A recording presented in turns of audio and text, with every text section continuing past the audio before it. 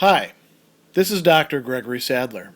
I'm a professor of philosophy and the president and founder of an educational consulting company called Reason.io, where we put philosophy into practice. I've studied and taught philosophy for over 20 years, and I find that many people run into difficulties reading classic philosophical texts.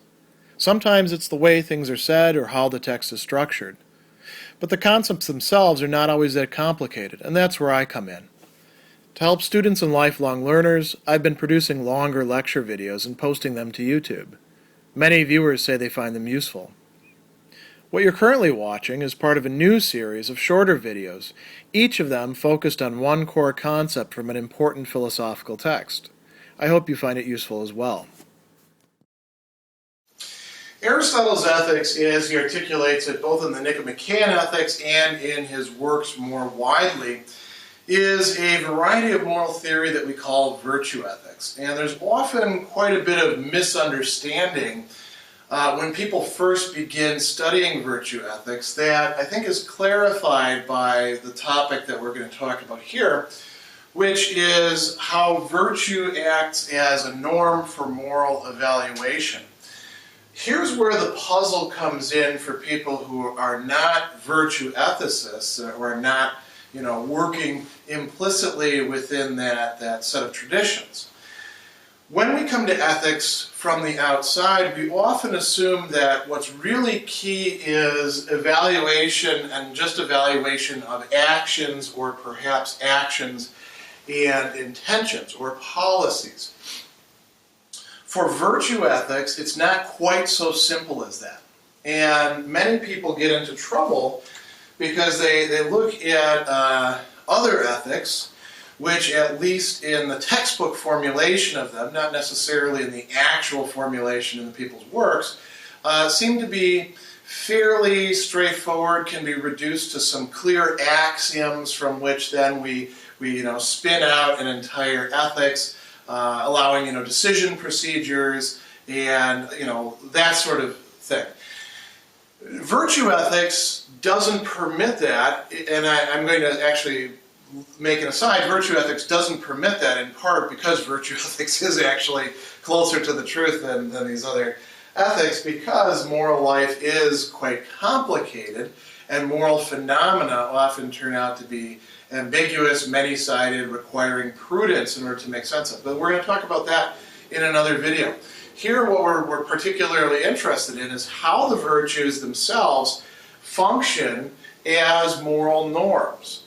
And what are the virtues? Let's start out with that. So the virtues, as Aristotle understands them, this is not his definition, but it's a very good characterization, are determinate modes of human excellence. So there are multiple virtues. There is justice, which is something different than temperance, which is something different than good temper, which is something different than, and we can keep going through the entire list of the virtues. These are established character traits that have developed within a person, perhaps in part from training, but primarily, this is what training would fall under, through habituation, through doing the certain kind of action, or in terms of the virtues that have to do more with our management of emotions, with responding in certain ways. There's much more to the picture than that. How other people's models function for us plays into that, but that's going to fit here as well. So these determinate modes of human excellence move us towards our fundamental good, which is flourishing. And Aristotle conceives of happiness as being a life of virtuous activity, a life that actually engages the virtues, which means that we would actually have to have the virtues. So you can say that in virtue ethics, one way of answering the question, well, what is the good? What is what we ought to take into account when making moral decisions is, well, the virtues are good. The virtues are a set of goods that it would be good for us to have and thereby good for us to cultivate. And that helps to answer some of how virtue works as a norm for evaluation, because you can think to yourself, okay, well I don't have temperance yet. What would it take for me to actually be temperate? It would be good for me to be temperate, so that's a criterion right there.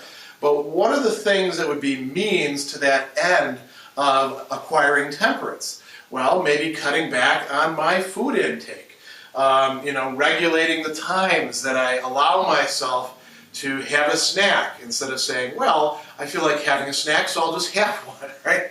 As a matter of fact, there's a choice there, and if I choose the wrong one, I'm actually probably choosing what's going to lead me towards a vice, one of the vices opposed to the virtue.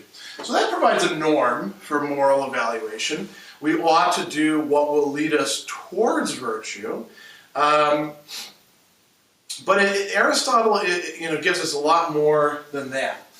So one of the key distinctions that he's going to make is that we can find running throughout his works is acting in accordance with virtue or a virtue and acting from an established state of virtue that one already has. What would be an example of this difference? Let's take temperance or moderation in bodily appetites for an example. Drinking. A person may decide, I've really been partying too much and I need to cut back on my consumption of alcohol. I understand that, it makes me the life of the party, but it's got some deleterious effects on me. And I really don't like this feeling, not the feeling of being drunk and out of control, but the feeling of not actually having control over my own appetites, my own decisions, my own pursuit of pleasure. I'd like to have a bit more of that control in my life. So what do? They model themselves after people who actually do in fact have that virtue of temperance. They say, well, I should act like that guy. And so, for example, if they're out really late at the bar and they've got a good buzz going, and it comes to last call, there's that tendency for people to say, I better buy myself a couple drinks because I really want to make sure that I'm well provided for with that. Well, no, perhaps you don't need to do that. Perhaps you observe that guy over there who typically doesn't go out that much, but is out for, say, the Christmas party, and it's last call, and he says, I've had enough. That's a measured amount for myself within this situation. And then you look at him the rest of the week, and he's not, going out and drinking at home and all that. He saves it for a special occasion where it's going to promote some sort of good conviviality or something along those lines. Or perhaps the person who has one glass of wine with dinner rather than saying, well, I've opened the bottle, so I probably should, I shouldn't let this wine go to waste. There's all sorts of justifications. So that person is modeling their actions in accordance with virtue on a person who actually does have the virtue. And it may be a specific person who they use as a role model, or it may be a set of guidelines that they found in some sort of book written by somebody who knows something about virtue. It might be a composite picture put together of lots of different sources. But there is a fundamental difference between not having the virtue but acting in accordance with virtue, and then acting from what one actually has as a resource within oneself. Aristotle will talk about this in Book 2, Chapter 4. He uses the examples of temperance and justice there. We're going to make it a little bit more generic. He says, actions are rightly called virtuous when they are of the sort that virtuous people do. So just actions are the kinds of actions that people who actually have the virtue of justice do, right? There sounds a little bit circular when we say it in the abstract, but when we make it concrete and we look at how just people actually behave, we have criteria for that. Aristotle will talk about this in Book 5. He'll go into great detail about that.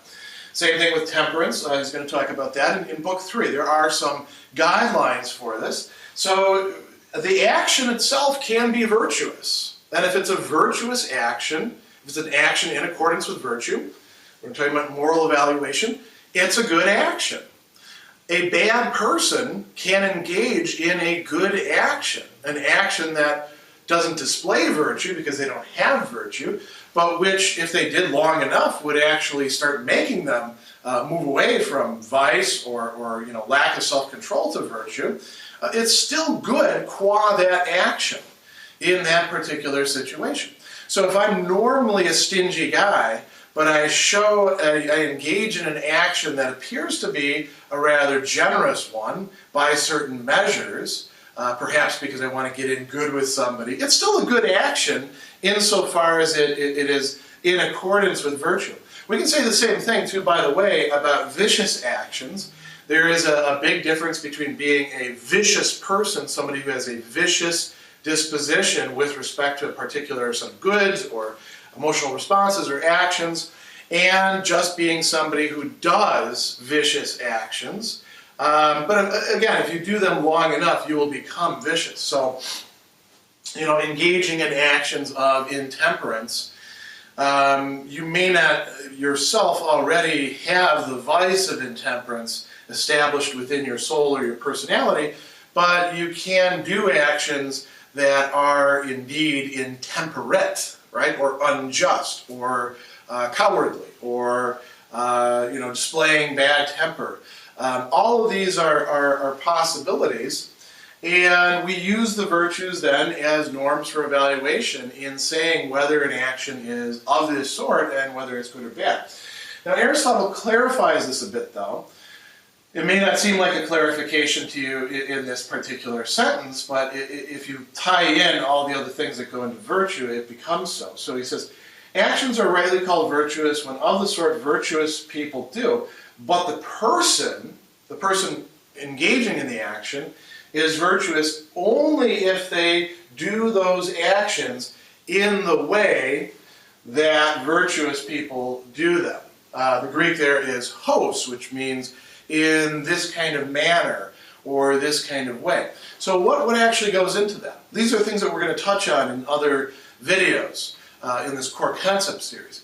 Well, one is all those rights that go into establishing the mean, the feeling, for example, an emotion at the right time, towards the right people, for the right reasons, engaging in actions, for instance, with generosity.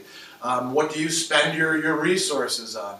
Do you do it in order to be a big shot? Do you do it because you can't say no to people? That's a vice.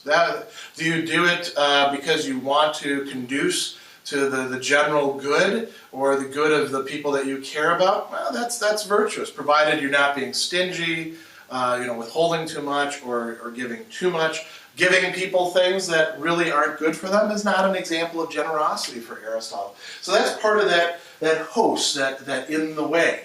Another aspect of this is that the virtuous person willingly does what is virtuous because they want to do it, because they identify that with who they are. So, when you're on a diet, for example, or first engaging in exercise and you're trying to get your body back in shape, you don't enjoy it.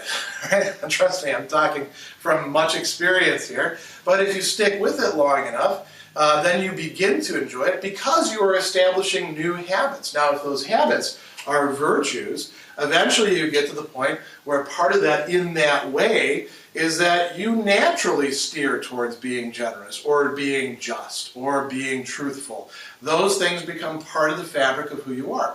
Likewise, we can say the same thing about vicious people. A vicious person commits vicious actions in the way that vicious people do.